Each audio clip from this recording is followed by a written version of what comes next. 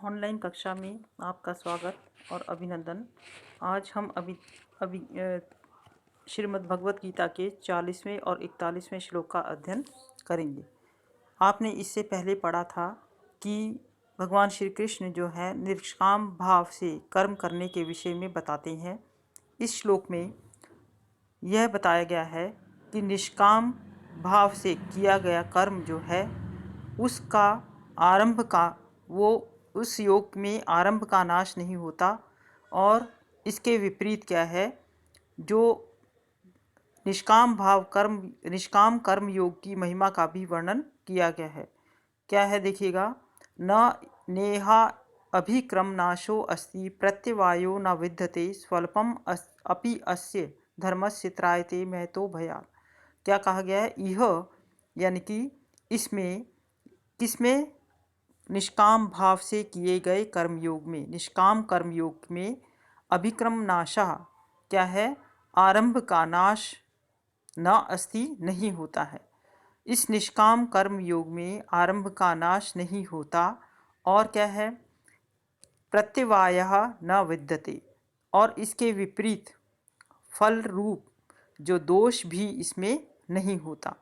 तो इस निष्काम कर्म योग में आरंभ का नाश नहीं होता, और इसके विपरीत फल रूप दोष भी इसमें नहीं होता। स्वल्पम अपि अस्य धर्मस्य त्रायते महतो भयात्, और इस धर्म का, अस्य धर्मस्य, इस धर्म का, स्वल्पम अपि थोड़ा सा भी जो साधन है वो क्या है, थोड़ा सा भी साधन महतात भयात् त्रायति, महान भय से बचाता है। इस धर्म का थोड़ा सा भी साधन महान भय से बचाता है।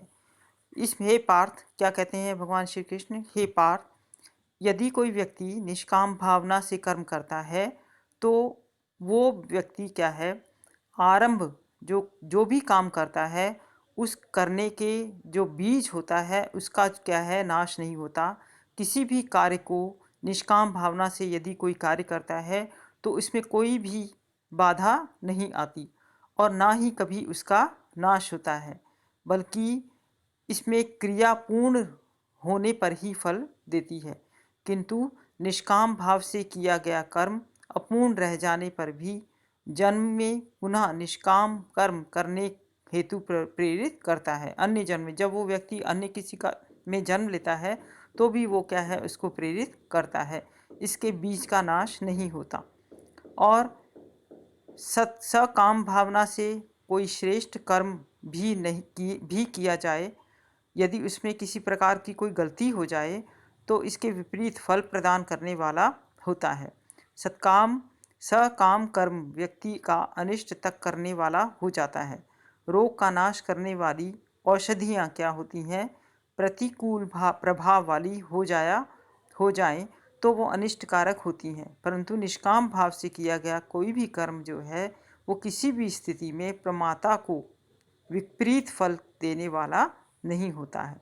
और ये क्या है, महान भय से भी रक्षा करता है। हे पार्थ, यदि कोई व्यक्ति निष्काम भाव से कर्म का थोड़ा सा भी साधन करता है तो वो क्या है, निष्काम कर्म जो है वो जन्म मृत्यु रूप महान भय से व्यक्ति की रक्षा करता है।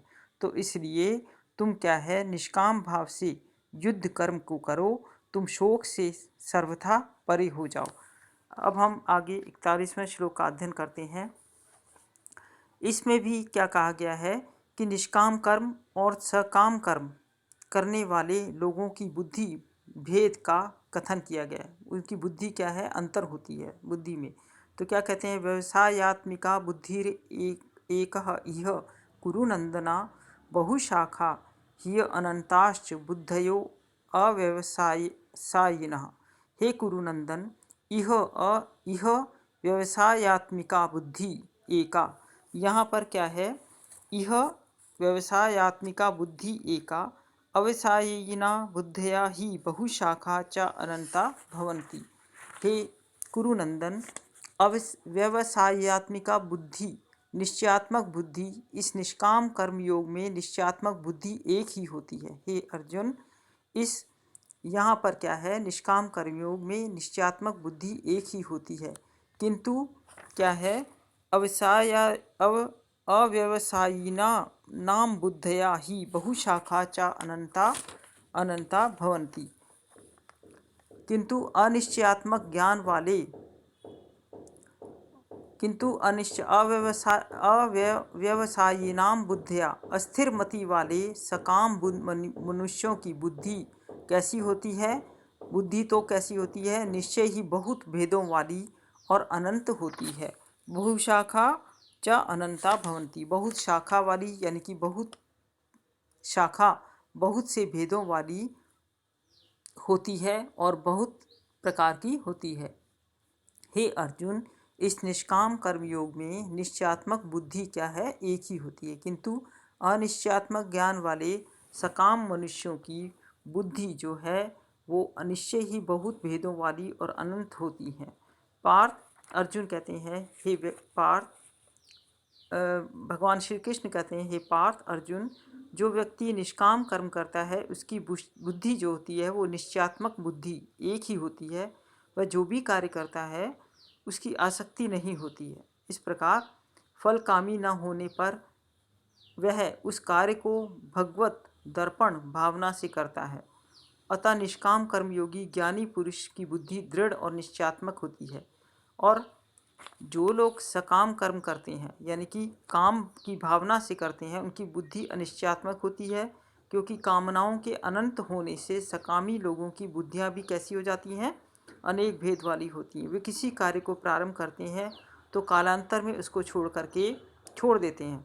इस तरह फल प्राप्ति की कामना से कार्यों को प्रारंभ करते रहते हैं और छोड़ते रहते हैं। हे पार्थ, तुम निश्चयात्मक बुद्धि से युक्त होकर इन दुष्टों का नाश कर दें, यही तुम्हारे लिए क्या है? उचित है। धन्यवाद।